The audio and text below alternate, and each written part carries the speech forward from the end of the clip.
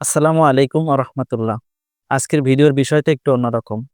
আসলে আমরা যাকে দেখে স্বপ্ন দেখতে শিখেছি, যার হাসি মুখ আমাদের মতো হাজারো তরুণের খামার করার স্বপ্ন জাগিয়েছে, সেই মানুষটা আজ তার নিজের জীবনের সবচেয়ে কঠিন সময়ের মধ্যে দিয়ে যাচ্ছেন।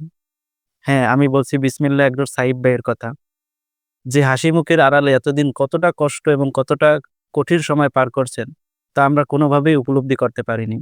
সাহিব ভাই বর্তমানে মারাত্মক অসুস্থ। ডাক্তার তার হার্ট, লিভার এবং ব্রেনটে বড় ধরনের সমস্যা শনাক্ত করেছে। এমনকি ওনার একটি হাত বর্তমানে প্রায় অবশ বা প্যারালাইসিস হয়ে যাচ্ছে। এত বড় বড় রোগ নিয়েও তিনি প্রতিদিন লড়াই করে যাচ্ছেন শুধু আমাদের জন্য, যেন কৃষি বিপ্লব থেমে না যায়। আমরা যখন ভাবতাম তিনি অনেক সুখে আছেন, তখন তিনি আসলে তিলে তিলে এই যন্ত্রণার সাথে লড়াই করছিলেন। ভাইয়ের প্রতি আপনাদের ভালোবাসা আমরা অনুভব করতে পারি। প্রতিদিন দেশের বিভিন্ন প্রান্ত থেকে আপনারা অনেকেই ওনার খামারে যান বা ওনার সাথে দেখা করতে চান, কিন্তু এখন ওনার শরীরের অবস্থা এতটাই নাজুক যে কারোর সাথে কথা বলা বা সময় দেওয়া ওনার জন্য খুবই কষ্টকর হয়ে দাঁড়িয়েছে।